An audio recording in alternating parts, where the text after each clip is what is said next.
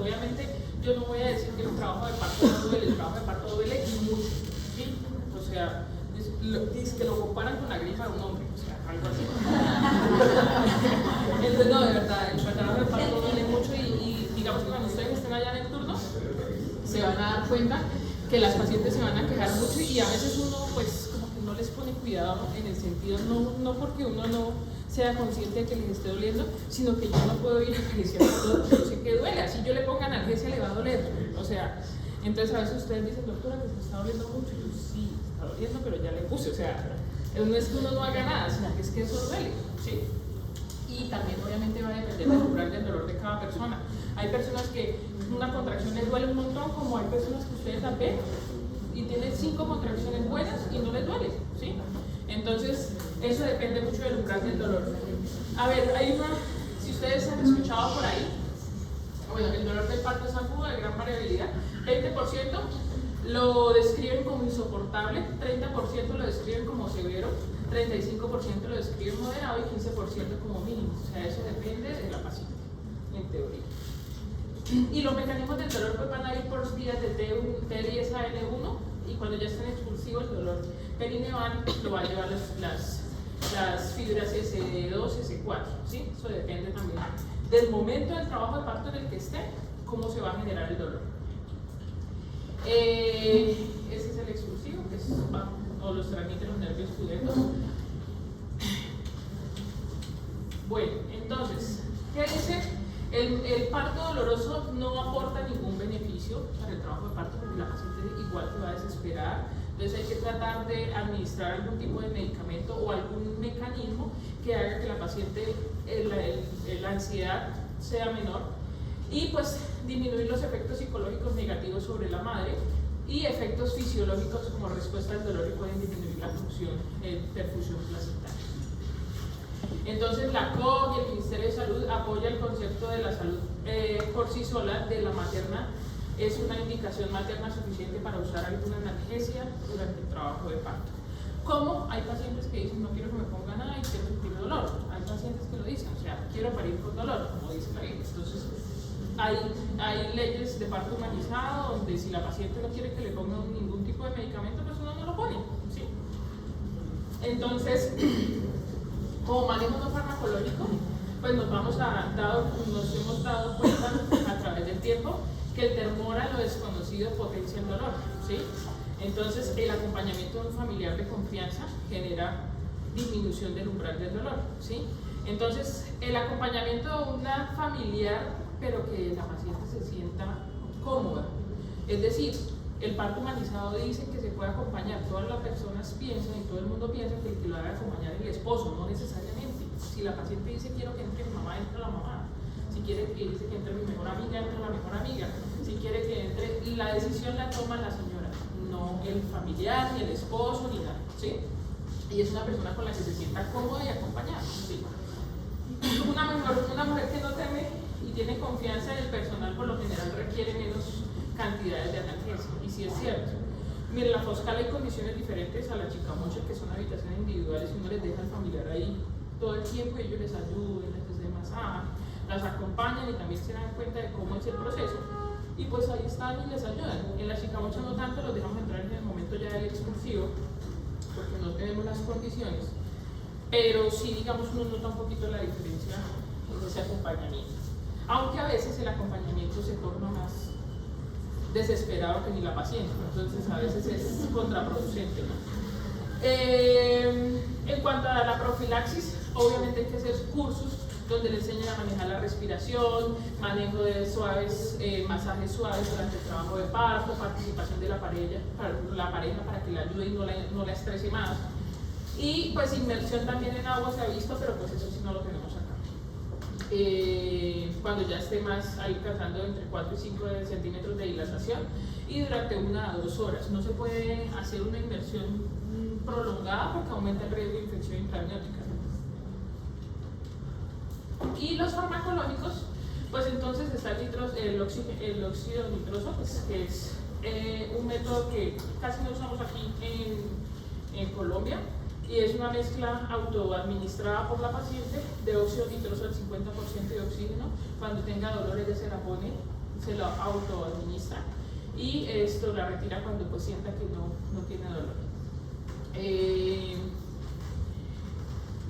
Los otros analgésicos que tenemos a la mano, que sí usamos mucho, es los opioides. El problema es que los opioides como la morfina, la meperidina, están indicados ponerlos durante el trabajo de parto y los usamos mucho el fentanil. Esto hace el efecto de depresión respiratoria, entonces hay que manejar unas dosis bajas y estar vigilando a la paciente y tener un monitoreo o una personal de enfermería que esté constantemente en vigilancia, porque pues obviamente si hay depresión respiratoria materna hay depresión respiratoria fetal y fetal y desenlaces pues desfavorables, entonces hay que manejar con precaución esas dosis. Esos son los analgésicos y pues digamos que algunos efectos adversos que podemos encontrar con estos medicamentos. Meperidina, esta es la dosis de uso, puede ser intramuscular, de uso endovenoso, en 50 a 100 miligramos o de 25 a 50 por vía endovenosa. La frecuencia de administración y la analgesia máxima, tener en cuenta que se alcanza a los 30 a 45 minutos de administrado, no es inmediata. Y los efectos adversos que hay que tener en cuenta, la depresión respiratoria sobre todo, ¿sí?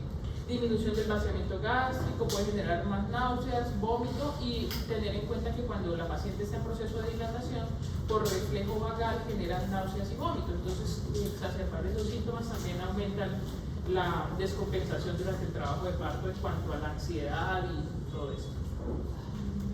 Y lo otro es que puede causar algo de sedación neonatal. 3% de los recién nacidos pueden tener efecto del medicamento al nacimiento. Entonces, esos medicamentos por lo general no los usamos en el expulsivo cuando están 8, 9 o está próximo a nacer, porque el efecto del medicamento nace haciendo el efecto al bebé. Entonces, pueden nacer un bebé primero y terminar en la UCI por depresión respiratoria.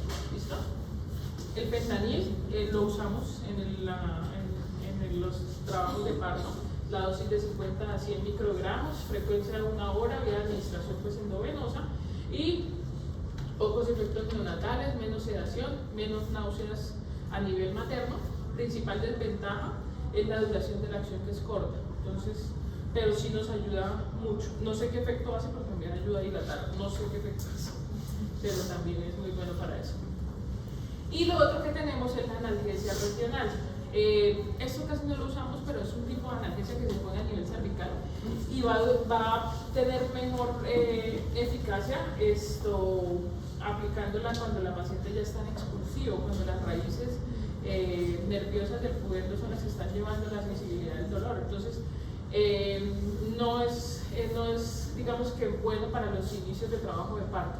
Y lo otro es que hay que aplicarlos en unas posiciones. Se supone que el cervix, digamos este circulito, tiene unos vasos grandes aquí y aquí. Entonces por eso dice que administrar las 3 o las 9, o sea, en contra de estos, o sea, en estos puntos, para evitar pues hacer una lesión o un hematoma de los vasos y después complicar el procedimiento. Entonces preferimos no hacer este tipo de analgesia. Bloqueo del pudendo, sí, es un método que se puede hacer y nos sirve bloquear el pudendo cuando, digamos, las pacientes están en trabajo de parto. Para analgesia del pudendo sirve para la paciente del dolor en expulsivos, antes no. Y nos va a servir como analgesia para cuando hagamos una epicio o una corrección de desgarro, no tenemos que infiltrar ni nada porque pues ya tenemos la analgesia administrada. El bloqueo del pudendo, ahí describe más o menos la técnica para poderla administrar, pero pues también hay que tener cuidado en generar hematomas ni nada. Y esta sí es la analgesia que nos proporcionan los anestesiólogos, que es la analgesia epidural. Nosotros no la hacemos, solicitamos y el encargado de hacer ese tipo de analgesia epidural es el anestesiólogo. Se ha visto que tiene bastante eficacia, el único problema es que prolonga los tiempos de trabajo de parto. ¿Sí? Entonces hay que tener en cuenta que si los tiempos se prolongan un poquito y está usando analgesia obstétrica, no es porque se falló o está retrasado el trabajo de parto, sino que el efecto de la analgesia está haciendo que retrase un poco eso. El manejo del dolor sí es más controlado, a medida que si se aumenta y se exacerban nuevamente los dolores hay que administrar nuevas dosis, pero eso sí lo maneja anestesiología. En dado caso, digamos que la ventaja que tiene esto es en dado caso de requerir una cesárea por que algo pasó o una emergencia, pues ya está con la analgesia y lo único es administrar una dosis adicional, lavar y proceder a hacer la cesárea.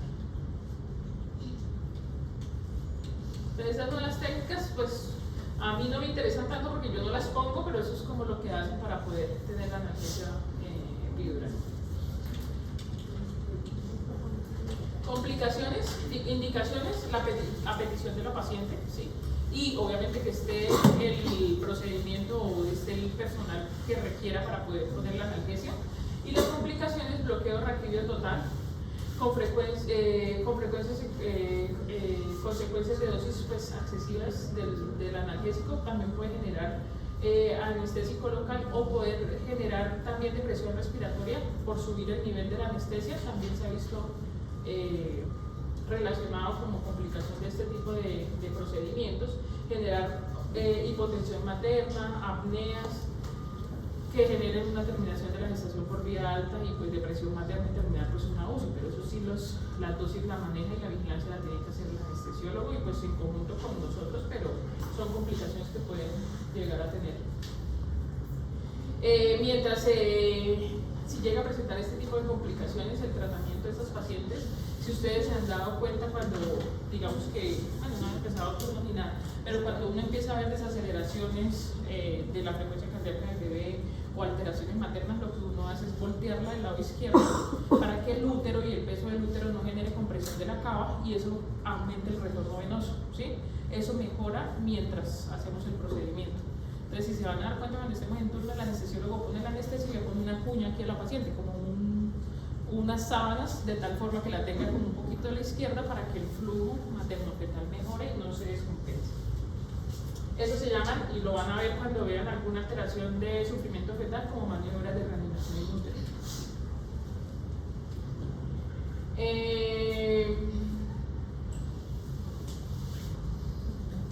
Hipotensión, esos son como las estimulación nerviosa central, pirexia materna, dolor dorsal, son uno de los problemas que puede llegar a traer la analgesia.